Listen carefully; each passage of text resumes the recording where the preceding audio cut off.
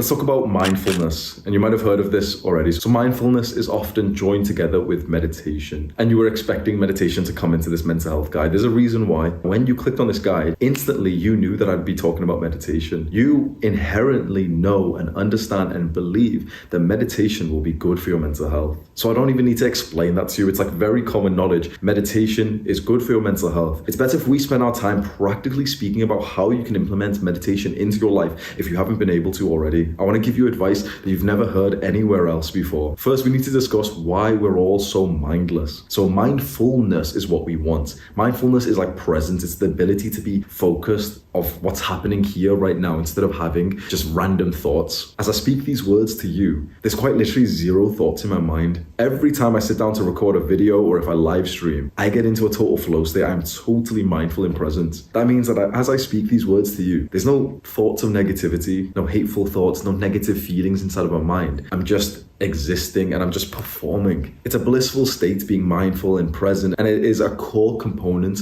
of mental health and happiness. But then we have to ask each other, why are we all so mindless for most of the time? What I've just said is somewhat of a rare occurrence. Okay, I'm sat here, I have no thoughts in my mind, I'm totally present. But for the majority of people, probably including yourself, you're probably mindless for a large part of the day, and I am too. So there's certain moments where I'm totally present, like I am here, but for a large part of the day, I'm still mindless, and we have to ask ourselves why.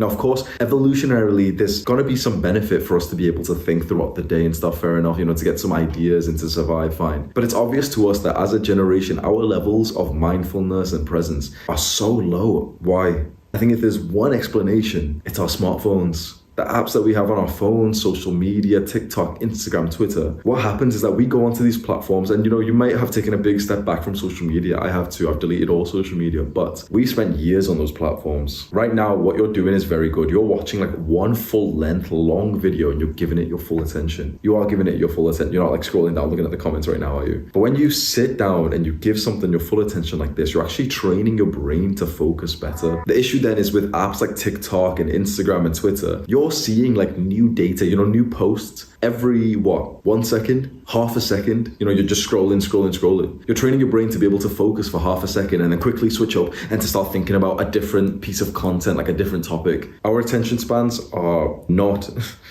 ideal, and I really fear for the young generation. Perhaps you're a young man watching this, but I fear for the young generation who have been raised on iPads and iPhones. If you're my age, I'm 25, so we got these things at like age 15, and that's bad enough. We've had technology like this, like smartphones, for like 10 years. But there's kids who have been raised on technology like smartphones and iPads since age 4, 5, less. I didn't mean to get into a rant here, man, but almost every day I go to like cafes and restaurants and I always see like a family and the parents are just talking and the little kids just got an iPhone. What's that doing to their brain? It's training them to be able to only hold their attention for a few seconds up until they click on like the next thing. Obviously, little babies are on like YouTube watching like cartoons or something. Your phone can be, and is for some people, their biggest allies. You can run an entire business off your phone, but you can also ruin your life from it. Right here, right now, I want you to just have the humility and ask yourself, which category are you in? Are you in truly the person who's using their phone and social media? Truly, don't lie to yourself. Are you truly doing that in a productive, beneficial way? Totally beneficial. It's making you rich. It's giving you status. It's giving you the things that you want. Or are you in the 99.999% of group people who it's probably more of a detriment for? Up until just a few weeks ago, I was 100% here, but I've made some really good steps and I want to walk you through them because I can tell you how to increase your mindfulness through things like meditation, which we will do. But it's very important for us to spend some time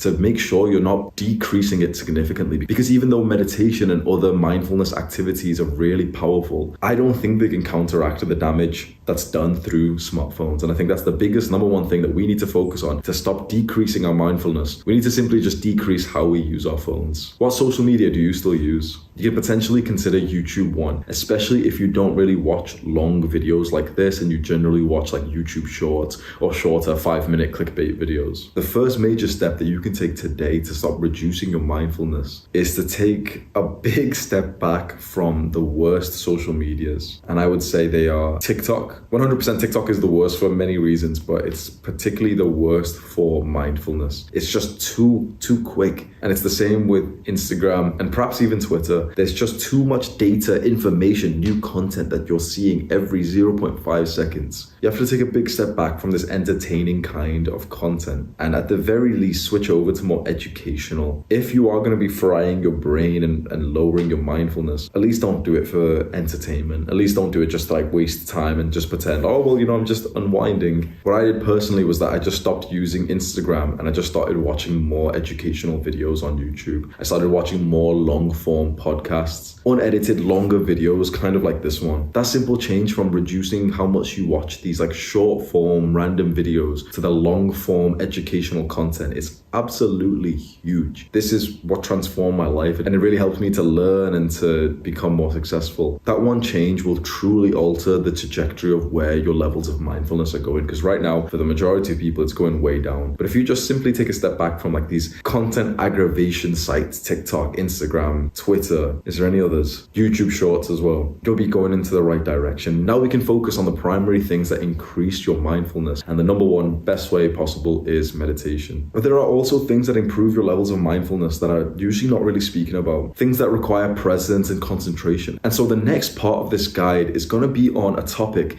that you might have not really realized is linked with mental health, and no one has ever really linked the two together. We'll discuss that shortly, but first let's just go through the benefits that you'll feel if you increase your mindfulness, and then I'll tell you exactly how to increase it. The benefits you'll feel: you'll be able to be present and actually enjoy what's happening. There's a very sad reality of the human experience is that we can be in a happy situation and not be happy. It's very interesting, isn't it? There's been times when you should have been happy, you should have been positive, something good happened, and you didn't really feel that good. Interestingly, for the Stoics amongst us, or maybe you have a level of emotional regulation, which is really good, there's been times when you probably should have felt bad, but you didn't. You felt kind of good. The more mindful you are, the better you'll be able to regulate your emotions. You'll be able to truly enjoy experiences instead of just being in an environment which should be pleasant and just finding yourself just overthinking about something irrelevant. You'll find it way easier with more mindfulness to make friends and to maintain really good relationships so much better. Because imagine if you and I are going to have an initial chat, we're going to have a conversation, I see you in my gym and you're like, oh my God, it's Hamza, I done this.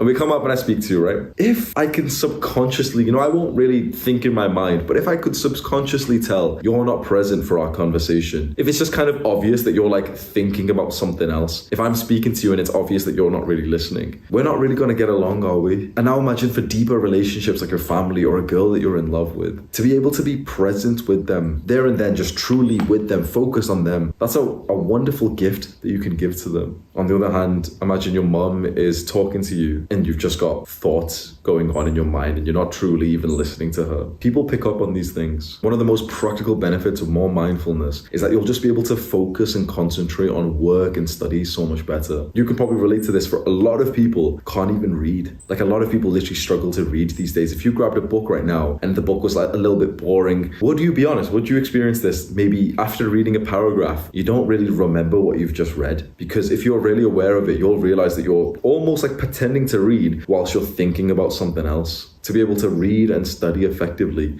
you need to be mindful. In fact, to be able to do almost anything effectively in life, you need to be mindful. So how do you become more mindful through meditation? How do you actually meditate? Because it seems like such a weird topic. We're going to do a very, very short meditation session together, and it's going to be unlike a lot of the sessions you may have tried previously, because I'm going to walk you through a very practical, no BS framework for improving your mindfulness with meditation. It's a 4-step framework. We're going to start at step 1, and that's to be mindful of something that's happening in the present moment. And so the breath is commonly used in meditation. So essentially just be mindful and present and aware of your breath. Just put all your focus onto your breath right now.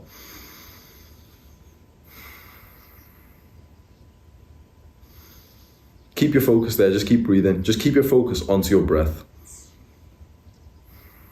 Now, without really realizing it, if we did this for another 5-10 seconds, you may not be consciously aware, but step 2 of the way to improve your mindfulness is that you actually lose your focus on the thing that you were focusing on. So step 1 is to be focused and present on our breath. Step 2 is actually where you lose focus on that thing, but you haven't realized it just yet, because there's a gap. I hope you can understand this. When we first lose awareness and we become mindless, we don't actually realize, we're not aware that we are currently mindless for at least some time, up until there's almost like an aha moment moment and we're like, oh, I'm mindless. So step one is focus on our breath. Step two, after a few seconds, we've lost awareness, but we're not even aware that we've lost awareness. Step three is that now we are aware that we lost our focus on the breath. So step three is that moment where you think, oh, I was supposed to be meditating and I was just deep in thought about something else. And finally, step four is to just come back to the thing that you were focused on originally. So step one, focus on your breathing. Step two, subconsciously lose awareness of the thing we were focusing on, but you don't even realize it just yet. I'm thinking about high school. And then step three is you realize you were thinking about something else. Oh, I was thinking about high school when I should be focusing on my breath. Okay, I'll go back to the breath. Step four. You complete all 4 steps, and that's like 1 rep, 1 squat, 1 bicep curl for the brain. Interestingly, this is where a lot of people get upset when they try to meditate. They try to meditate and then they lose their focus and they say they can't do it. But what you need to understand is that if we go through all 4 steps, it's like 1 bicep curl for the brain. Our brain's just gotten stronger. We've just gained 10 mindfulness experience. And so we actually want to go through these 4 steps as fast and as often as possible. What that means is that when you try to meditate and you lose focus, it's actually a good thing. This is why so many people struggle with meditation. They try it and then they don't enjoy it because it's not working for them. They're not able to clear their mind of thoughts. But what they don't realize is that every time you lose your focus, that's actually an opportunity to simply just bring your focus back to the present moment and to gain that like XP. You know, in video games, we have like XP, experience, for like the skill. Every time you come back to the present moment, you come back to your breath. That's like 10 experience in your mindfulness skill. You need to lose your awareness and to think about something else to be able to actually gain more mindfulness. I'm recording a full meditation video that you can follow along to every day, and I'll have a card pop up on screen as soon as it's released. So click on that card right now and you can just load it up, save it to your watch later and start listening to it maybe every morning or every night time.